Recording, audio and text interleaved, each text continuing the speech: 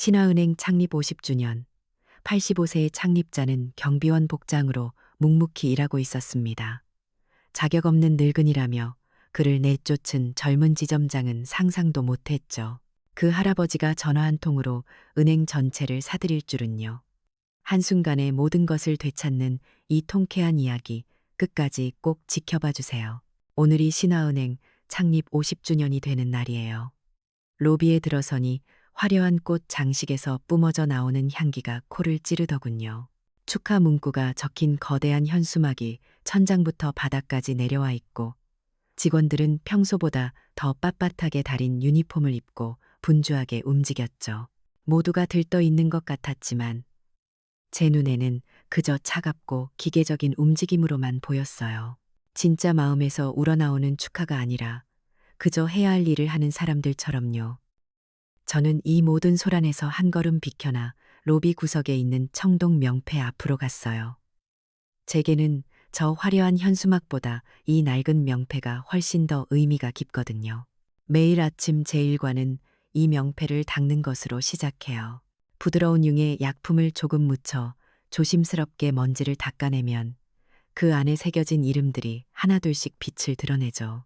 제 친구들의 이름, 그리고 제 이름 한태준, 한탈준. 아무도 이 늙은 경비원이 저 명패에 이름이 새겨진 창립자 중 한 명이라는 사실을 몰라요. 알 필요도 없고요. 그저 제 방식대로 아무도 모르게 창립 기념일을 기리는 거죠. 반짝이는 이름들을 보고 있으니 50년 전 그날의 풍경이 바로 어제 일처럼 눈앞에 생생하게 펼쳐지는 것 같았어요. 전쟁이 끝난 직후였으니 세상은 온통 잿더미였죠. 먹을 것도 잠잘 곳도 마땅치 않았지만 우리 젊은이들에게는 뜨거운 열정과 희망이 있었어요. 저와 제 친구들은 매일 밤 차가운 창고에 모여 언손을 불어가며 대한민국의 미래를 이야기하곤 했어요. 폐허 위에서 우리가 무엇을 할 수 있을까? 어떻게 이 나라를 다시 일으켜 세울 수 있을까? 그러다 한 친구가 말했죠. 돈이 돌아야 나라가 산다. 하지만 지금 은행은 힘 있는 사람들만 상대하지. 우리처럼 가난한 사람들은 문턱도 넘기 힘들다. 그 말이 우리 모두의 가슴에 불을 지폈어요. 그래, 우리가 만들자. 가난하고 힘없는 서민들이 눈치 보지 않고 기댈 수 있는 은행, 정직한 땀의 가치를 믿어주는 은행, 그런 은행을 우리 손으로 직접 만들어 보자. 그렇게 신화은행은 시작됐어요. 정말 맨주먹이었죠. 시장 바닥에 좌판을 깔고 대출이 필요한 상인들을 직접 찾아다니며 발로 뛰었어요. 고객의 돈을 내 돈보다 더 소중히 여기고 그들의 성공을 내일처럼 기뻐했죠. 추운 겨울날 국밥 한 그릇을 나눠 먹으며 우리가 바로 이 나라의 신화를 만드는 거야 라고 외치던 친구들의 빛나는 눈동자가 아직도 서네요. 그 뜨거웠던 이상, 지금 이 대리석 바닥의 냉기 속에서는 도무지 찾아볼 수가 없네요. 회상에서 깨어나 다시 주변을 둘러봤어요. 젊고 야심만만한 조민혁 지점장이 보이더군요. 그는 허리를 90도로 꺾어가며 VIP 고객 앞에서 과장된 미소를 짓고 있었어요. 그의 눈에는 고객에 대한 존중이 아니라 오직 실적에 대한 욕심만이 가득했죠. 저쪽 창구에서는 이날이라는 행원이 동료와 귓속말을 하며 킬킬대고 있었어요. 고객의 낡은 옷차림을 두고 험담하는 게 분명했어요. 저런 모습을 볼 때마다 제 마음 한구석이 무너져 내리는 것 같아요. 그때 조 지점장이 VIP를 배웅하고 돌아서다 저와 눈이 마주쳤어요. 그는 미간을 찌푸리며 제게 다가오더니 들으라는 듯 핀잔을 주더군요. 오늘 해외에서 아주 중요한 손님이 오시니 제 초라한 행색이 은행의 체면을 깎으니까 어떻게 좀 해보라고요. 저는 아무 대답 없이 그저 고개만 숙였습니다. 제가 무슨 말을 할 수 있겠어요. 점심시간이 되어 저는 잠시 자리를 비우고 창구로 향했어요. 창립 기념일마다 제가 꼭 하는 저만의 의식이 있거든요. 신화은행에서 받았던 제 첫 월급, 그 액수와 똑같은 돈을 제 통장에 저축하며 초심을 되새기는 거죠. 하필이면 제가 다가간 창구가 그 이날이 행원의 자리였어요. 그녀는 제 낡은 경비원, 유니폼과 손에 쥔 낡은 통장을 번갈아 보더니 노골적으로 경멸이 가득한 표정을 지었어요. 제가 통장과 돈을 내밀자 그녀는 퉁명스럽게 말하더군요. 어르신, 이 정도 금액은 저쪽 ATM 기계에 가서 하시라고요. 자기들은 바쁘니까요. 제가 조용히 창구에서 꼭 하고 싶다고 말했어요. 오늘은 제게 특별한 날이니까요. 그녀는 마지못해 마치 벌레라도 만지는 듯한 손길로 제 통장과 신청서를 받아들었어요. 그러다 신청서에 적힌 제 주소를 보더니 피식하고 웃음을 터뜨리더군요. 오래된 서민 아파트 주소였거든요. 그녀는 들고 있던 서류를 제 면전에 던지듯 돌려주며 차갑게 말했어요. 죄송한데요. 저희는 잠재력 없는 고객에게는 시간 낭비 안 합니다. 그 모욕적인 말을 들었지만 제 표정에는 아무런 변화가 없었어요. 화가 나지도 당황스럽지도 않았죠. 그저 슬펐습니다. 제가 지키고 싶었던 모든 것이 무너져 내리는 소리가 들리는 것 같았어요. 저는 아무 말 없이 모든 것을 꿰뚫어 보는 듯한 깊은 눈으로 그녀를 잠시 바라봤습니다. 제 차분함이 오히려 그녀를 당황하게 만든 것 같더군요. 잠시의 침묵 끝에 저는 나지막하지만 단호한 목소리로 말했어요. 지점장님을 뵙고 싶습니다. 제가 지점장을 만나겠다고 말하자 창구 안쪽이 순간 술렁이더군요. 아마 늙은 경비원이 감히 지점장을 찾는다는 사실 자체가 그들에게는 구경거리였겠죠. 저는 아무 말 없이 지점장실 문 앞 의자에 가서 앉았어요. 로비의 모든 시선이 제 등 뒤에 와서 꽂히는 게 느껴졌어요. 어떤 사람들은 안쓰럽다는 듯 혀를 찾고 대부분은 주제도 모르는 늙은이라며 비웃는 눈빛이었죠. 특히 그 이날이라는 행원은 뭐가 그리 신이 났는지 동료 행원에게 제법 큰 소리로 험담을 시작하더군요. 별것도 아닌 일로 유난을 떤다. 저런 사람 상대해주면 버릇만 나빠진다. 그 말들이 제 귀에 똑똑히 들려왔지만 저는 그저 눈을 감고 있었어요. 분노보다는 깊은 슬픔이 밀려왔거든요. 눈을 감으니 또다시 50년 전 동지들의 얼굴이 떠올랐어요. 태준 동지, 우리가 만드는 은행은 절대 사람을 차별해서는 안 되네. 돈이 많든 적든, 지위가 높든 낮든, 은행 문턱을 넘는 모든 사람은 우리에게 가장 귀한 손님이야. 그렇게 몇 번이고 다짐하며 서로의 손을 굳게 잡았었죠. 그 약속들이 공허한 메아리가 되어 텅 빈 제 가슴을 울리는 것 같았어요. 한참을 기다렸을까요? 드디어 지점장실 문이 열리고 조민혁 지점장이 거만한 표정으로 나타났어요. 그는 제게 눈길 한 번 주지 않고 곧장 이날이 행원에게 다가가 귓속말로 상황을 전해 듣더군요. 이날이는 기다렸다는 듯이 있었던 일을 서너 배는 부풀려서 과장되게 보고하는 것 같았어요. 늙은 경비원이 막무가내로 행패를 부리고 업무를 방해했다는 식으로요. 조 지점장은 제 쪽은 쳐다보지도 않은 채 그 말만 듣고 모든 상황 파악이 끝났다는 듯 고개를 끄덕였어요. 그리고는 마치 재판관이라도 된 것처럼 저를 향해 다가왔죠. 그는 제 말을 들을 생각조차 없어 보였어요. 한 영감님. 그의 목소리는 차갑고 날카로웠어요. 지금 여기서 업무 방해하시는 겁니까? 일개 경비원이 우리 정직원의 업무 판단에 불만을 품고 바쁜 지점장까지 찾아와서 시간을 뺏는 게 이게 상식적으로 말이 된다고 생각해요?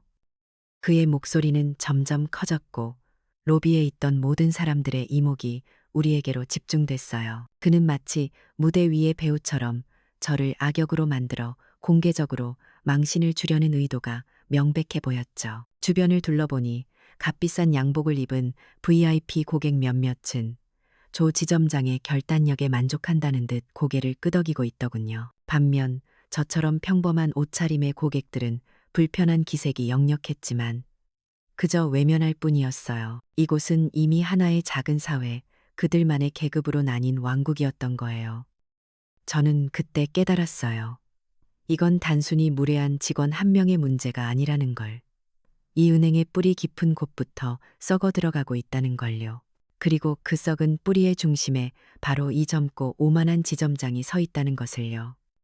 조 지점장은 제 침묵을 굴복으로 해석했는지 더욱 의기양양하게 결정타를 날리더군요. 그는 로비 전체가 들을 수 있도록 제 인격과 존재 자체를 부정하는 말을 내뱉었어요. 듣자 하니 고작 몇만 원 예금하러 와서 이런 소란을 피웠다는데 정말 기가 차는군요. 똑똑히 들으세요. 당신 같은 경비원에게는 내 귀한 시간을 요구할 자격이 없습니다. 썩 돌아가서 당신 일이나 제대로 해요. 한 번만 더 문제 일으키면 그땐 경비업체에 바로 연락해서 당신 목부터 자를 테니까 아시겠어요? 자격 없음. 그 말이 제 심장에 비수처럼 날아와 밝혔어요. 단순한 모욕을 넘어서 제가 평생을 바쳐 이룩한 모든 것을, 제 인생 자체를 부정당하는 느낌이었죠. 아, 이제 모든 것이 명확해졌어요. 이날이 행원의 행동은 개인의 일탈이 아니었어요. 바로 저 지점장이 주도하고 용인하는 이 은행의 비인간적인 시스템 그 자체였던 겁니다. 더 이상 희망은 없었어요. 그 모욕의 한가운데서 저는 아무 말도 하지 않았어요. 분노로 얼굴이 일그러지지도 변명을 늘어놓지도 않았죠. 대신 깊고 고요한 눈으로 조민혁의 눈을 똑바로 쳐다봤습니다. 아마 제 눈빛에서 무언가 섬뜩한 것을 읽었을까요? 그는 순간적으로 움찔하며 시선을 피하더군요. 저는 천천히 고개를 한번 끄덕였습니다. 알겠다는 신호였죠. 그리고는 아무 일도 없었다는 듯 돌아서서 제 경비 초소를 향해 걸어갔어요. 제 발걸음은 조금도 흔들림이 없었습니다. 그 뒷모습에는 패배자의 낙담이나 무력감이 아닌 모든 것을 결심한 자의 차갑고 무거운 무게만이 실려 있었을 겁니다. 그래요. 이제 모든 것이 끝났고 또한 모든 것의 시작이었어요. 제 초소로 돌아왔지만 머릿속은 천 개의 북이 울리는 것처럼 시끄러웠어요. 겉으로는 평소와 다름없이 허리를 꼿꼿이 세우고 로비를 지켜보고 있었지만 제 안에서는 이미 거대한 폭풍이 휘몰아치고 있었죠. 조민혁 지점장의 그 경멸에 찬 한마디, 자격 없음. 그 말이 제 영혼에 깊은 낙인처럼 새겨졌어요. 슬픔은 어느새 차갑고 단단한 무언가로 변해가고 있었죠. 잠시 혼자 있을 시간이 필요했어요. 저는 동료 경비원에게 잠시 화장실 좀 다녀오겠다고 말하고는 자리를 떴어요. 하지만 제가 향한 곳은 고객들이 이용하는 번쩍이는 화장실이 아니었어요. 엘리베이터를 타고 지하로 내려가 청소 도구들이 쌓여 있는 복도 끝. 지금은 거의 아무도 사용하지 않는 낡은 직원용 화장실로 향했죠. 삐걱거리는 문을 열고 들어가자 희미한 소독약 냄새와 함께 서늘한 공기가 저를 맞았어요. 저는 가장 안쪽 칸으로 들어가 문을 잠그고 변기 뚜껑 위에 조용히 앉았어요. 이 차갑고 고요한 공간 속에서야 비로소 제 안의 소용돌이를 마주할 수 있었죠. 눈을 감자 제 인생의 장면들이 흑백 필름처럼 느리게 흘러가기 시작했어요. 포탄이 비처럼 쏟아지던 전쟁터의 기억, 잿더미 속에서 가족의 시신을 찾아 헤매던 그 처절했던 젊은 날, 모든 것이 파괴되고 모든 것을 잃었던 폐허 위에서 살아남은 우리는 서로에게 물었죠. 우리는 왜 살아남았는가? 그리고 무엇을 위해 살아야 하는가? 그 질문에 대한 답을 찾기 위해 동지들과 의기투합했어요. 우리는 나라를 다시 세워야 했고 그 시작은 경제를 일으키는 것이라고 믿었죠. 하지만 은행의 문턱은 하늘처럼 높았어요. 전쟁통에 모든 것을 잃은 서민들에게 은행은 그저 그림의 떡일 뿐이었죠. 그래서 결심했어요. 우리의 은행을 만들자고. 가난한 상인, 자식의 학비를 걱정하는 어머니, 정직하게 땀 흘리는 노동자, 그 누구라도 기댈 수 있는 든든한 버팀목 같은 은행을 만들자고. 신화은행이라는 이름은 그렇게 탄생했어요. 맨주먹으로 시작해 숱한 밤을 세워가며 발이 닳도록 뛰어다니며 신뢰를 쌓았죠. 은행이 조금씩 자리를 잡아가던 어느 날, 저는 동업자들에게 선언했어요. 나는 경영 일선에서 물러나겠다. 그 대신 이 은행의 정신을 묵묵히 지켜보는 그림자 주주로 남겠다. 권력은 반드시 부패하기 마련이니 나는 감시자의 역할에 충실하겠다고요. 그렇게 수십 년간 저는 제 자식과도 같은 신화은행이 성장하는 모습을 그저 멀리서 지켜보기만 했어요. 그런데 오늘 제가 제 자식에게서 쫓겨난 겁니다. 자격이 없다는 말과 함께요. 이건 저 개인에 대한 모욕이 아니었어요. 저와 제 동지들이 피와 땀으로 세운 이 은행의 근본, 그 위대한 정신에 대한 정면 도전이었죠. 더 이상 지켜볼 수만은 없었어요. 저는 품 안에서 낡은 폴더폰을 꺼내 들었어요.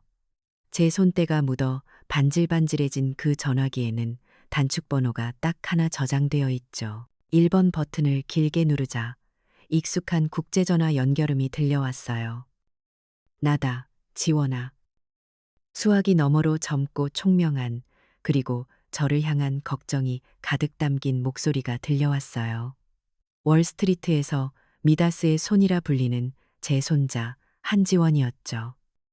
제 목소리는 아마 지극히 차분했을 겁니다. 하지만 그 안에는 제 인생의 모든 무게와 결단이 담겨 있었어요. 지원아, 이제 집에 돌아올 때가 됐다. 내가 가진 다른 회사 주식 전부 팔아라. 그리고 그 돈으로 신화은행을 사들여라.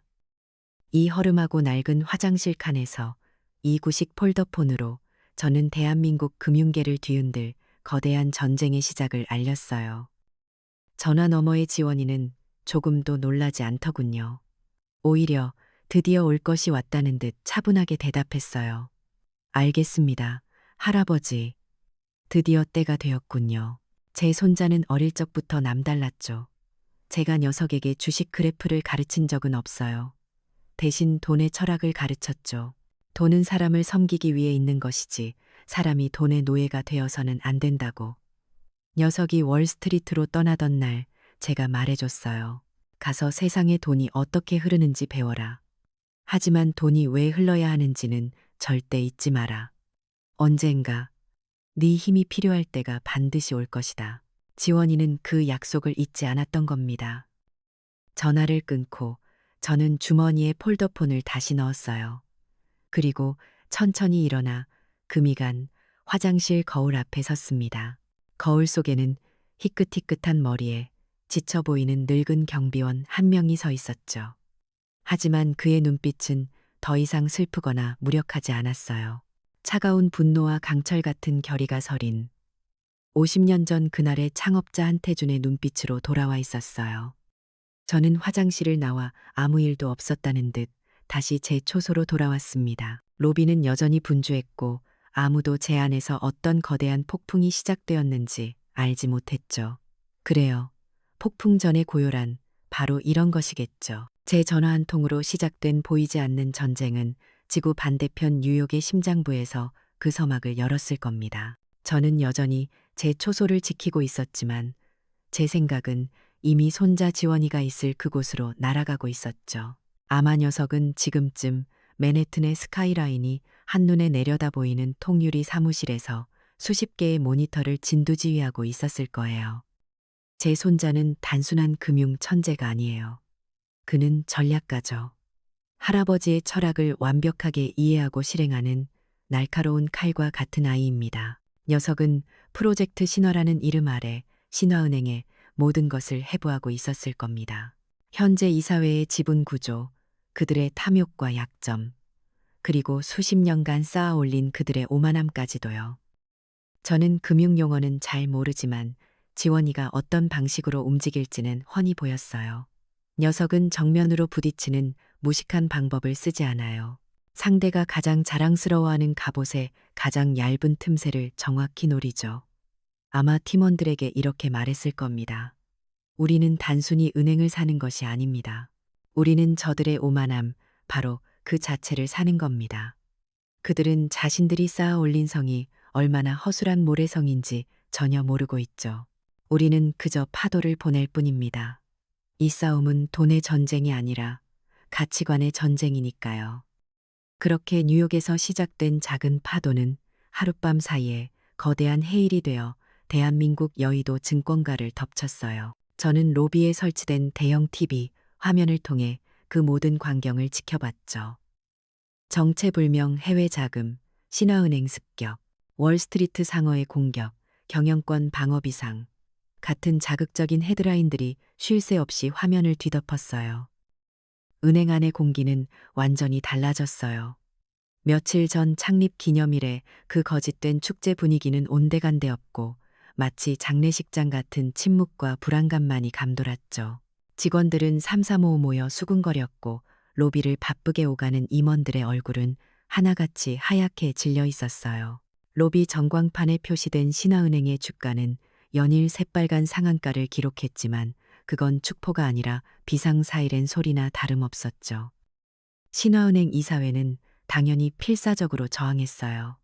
뉴스에서는 그들이 자신들을 구해줄 백기사를 찾아 동분서주하고 있다고 떠들어댔죠. 하지만 그들의 모든 움직임은 이미 지원이의 손바닥 안에 있었을 겁니다. 그들이 한 발짝 움직일 때 지원이는 이미 10발짝 앞에서 그들의 퇴로를 막고 있었을 테니까요. 제가 가장 흥미롭게 지켜본 것은 바로 조민혁 지점장과 이날이 행원의 모습이었어요. 그들의 얼굴에서 오만함은 완전히 사라지고 이제는 오직 공포만이 남아 있었죠. 그들은 구석에 모여 앉아 대체 어떤 미친놈이 우리 은행을 공격하는 거야. 이러다 우리 다 잘리는 거 아니야. 라며 분통을 터뜨리고 또 불안에 떨었어요. 저는 그들을 보며 생각했죠. 당신들이 지금 겪고 있는 그 공포는 며칠 전 당신들이 내게 안겨준 모욕감에 비하면 아무것도 아니라고. 그리고 당신들을 이 공포로 몰아넣은 그 미친놈이 바로 당신들이 자격 없다며 짓밟았던 이 늙은 경비원이라는 사실을 당신들은 꿈에도 상상하지 못하고 있다는 사실이 참으로 아이러니했죠. 결국 며칠간의 소란 끝에 뉴스를 통해 최종 결과가 발표됐어요. 신화은행의 경영권 방어는 실패로 끝났고 과반수 이상의 의결권이 정체불명의 새로운 대주주에게 넘어갔다는 소식이었죠. 곧이어 은행 내부 게시판에는 경영 정상화를 위한 긴급 임시 주주총회 소집 공고가 붙었습니다. 심판의 날이 정해진 겁니다. 그날 저녁 저는 제 손자에게서 짧은 문자 메시지를 하나 받았어요. 모든 준비가 끝났습니다. 할아버지, 서울에서 뵙겠습니다. 저는 퇴근 시간이 되자 평소처럼 낡은 빗자루를 들고 은행 앞 계단을 쓸기 시작했어요. 거대한 신화은행 빌딩 위로 붉은 저녁 노을이 지고 있었죠. 세상은 곧 닥쳐올 거대한 폭풍을 전혀 눈치채지 못한 채 평온해 보였어요. 저는 묵묵히 빗자루질을 하며 제가 정한 그 심판의 날을 조용히 기다리고 있었습니다. 드디어 심판의 날이 밝았어요. 그날 아침 저는 평소보다 조금 더 정성껏 경비원 유니폼을 다려입고 구두는 거울처럼 반짝이게 닦았죠. 제게는 오늘이 바로 50년 전 창립기념일만큼이나 중요한 날이었으니까요. 은행 본사 대회의실에서 열리는 긴급 임시 주주총회. 저는 그곳에 초대받지 않았지만 이야기의 진짜 주인공은 언제나 마지막에 등장하는 법이니까요. 제가 회의장 문 밖에서 조용히 때를 기다리는 동안 안의 풍경은 아마 장례식장과 같았을 겁니다. 기존 이사진과 임원들은 침통한 표정으로 긴 테이블에 앉아 있었겠죠. 그들의 시대가 끝났다는 것을 직감하면서요. 그리고 저 뒤편에는 우수 직원 자격으로 배석한 조민혁 지점장과 이날이 행원도 보였을 겁니다. 자신들이 저지른 작은 악행이 어떤 거대한 태풍을 불러왔는지 전혀 알지 못한 채 그저 불안한 눈으로 문 쪽만 쳐다보면서 말이에요. 회의장 전체가 곧 닥쳐올 운명을 기다리는 죄수들처럼 무거운 긴장감에 짓눌려 있었겠죠. 약속된 시간이 되자 마침내 회의장 문이 활짝 열렸습니다.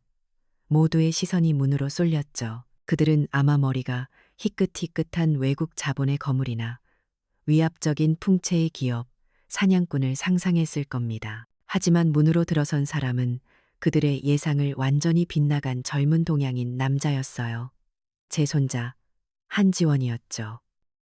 회의장은 순간 술렁였어요. 금융계에 몸담은 사람이라면 월스트리트에 살아있는 전설, 한지원의 얼굴을 모를 리가 없었거든요.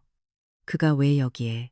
모두가 충격과 혼란에 빠진 사이 지원이는 조금의 망설임도 없이 단상으로 올라갔어요. 그리고 제 자랑스러운 손자는 그 차가운 침묵을 깨고 입을 열었습니다. 자신을 새로운 최대 주주의 법률 대리인이라고 소개했죠. 그러고는 지난 몇 년간 신화은행이 얼마나 창립 이념에서 벗어나 방만하게 경영되었는지, VIP를 위해 서민 고객들을 어떻게 차별하고 무시했는지, 날카롭고 정확한 데이터로 조목조목 비판하기 시작했어요. 그의 목소리는 차분했지만 그 안에는 썩은 것을 도려내려는 외과 의사의 칼날 같은 단호함이 있었죠.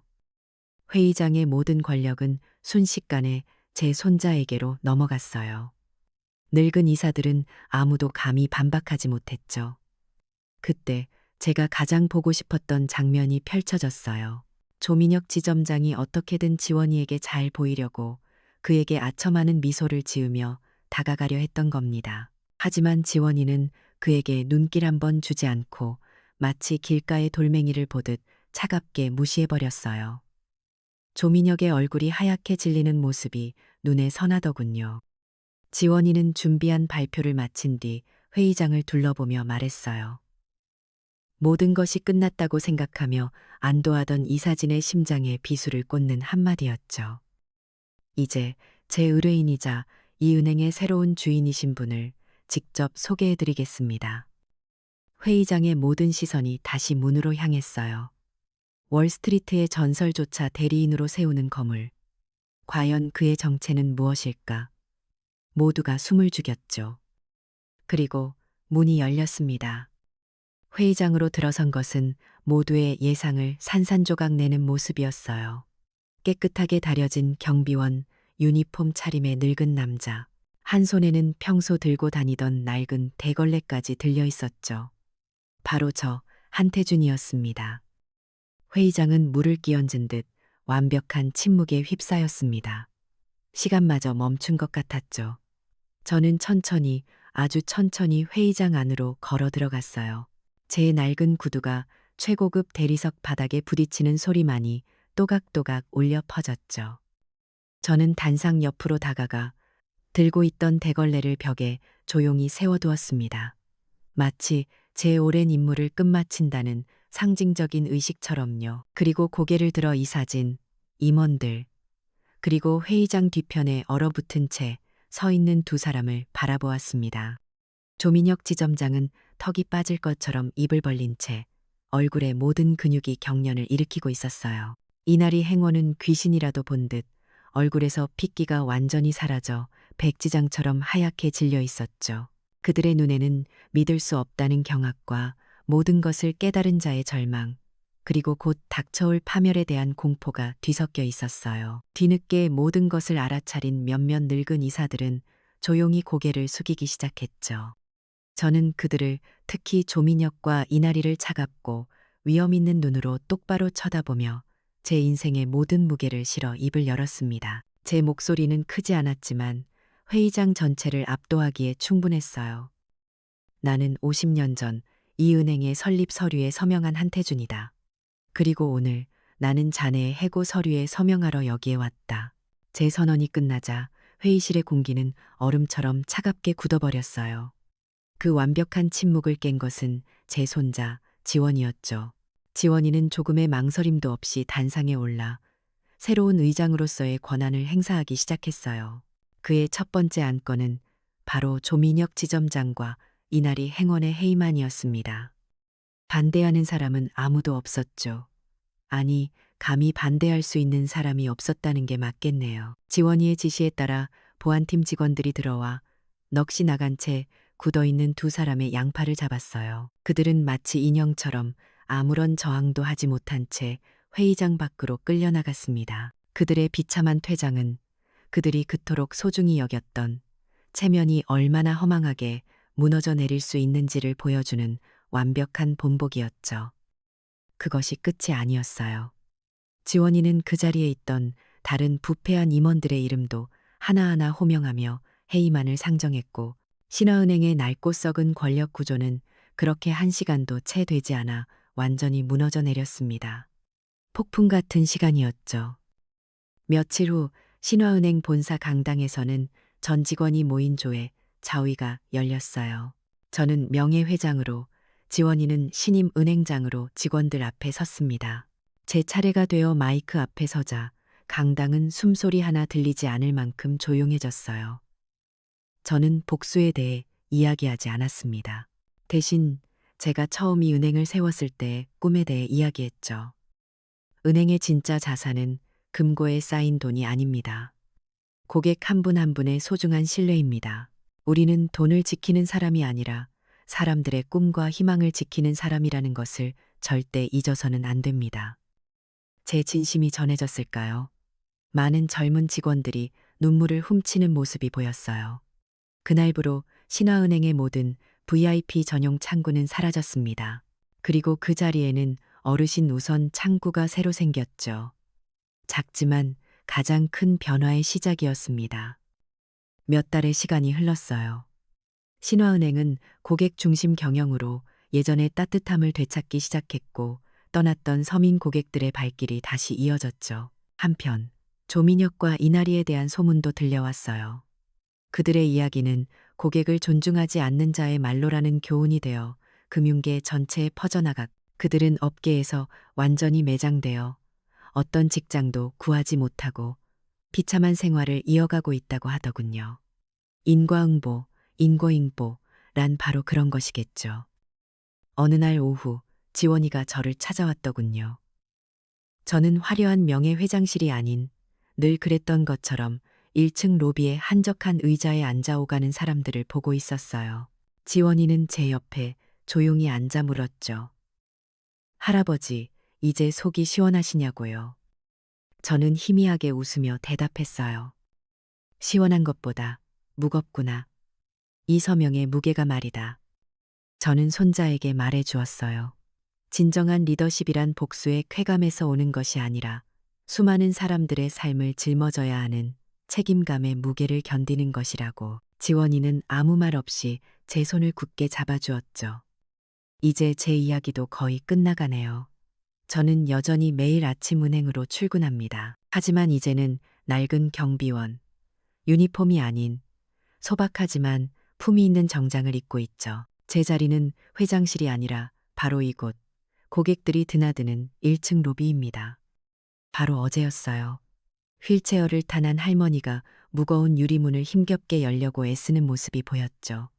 저는 한 걸음에 달려가 문을 활짝 열어드렸습니다. 그리고 제 평생의 진심을 담아 환하게 웃으며 말했죠. 어서 오십시오, 고객님, 신화은행입니다. 제 모습 위로 50년 전 제가 창립 서류에 떨리는 손으로 새겨 넣었던 한태준이라는 금빛 서명이 겹쳐지는 것 같았습니다. 그래요. 그 서명의 진짜 무게와 가치는 바로 이런 것이었죠. 경비원의 금빛 서명 이야기는 금융계의 전설처럼 남았다고 해요. 이 일은 한 사람의 가치는 결코 겉모습이나 직책으로 판단할 수 없다는 것을 모두에게 가르쳐 주었죠. 보이지 않는 곳에 숨겨진 진실과 존중의 무게가 얼마나 무거운지 아주 비싼 대가를 치르고서야 깨닫게 된 셈이에요.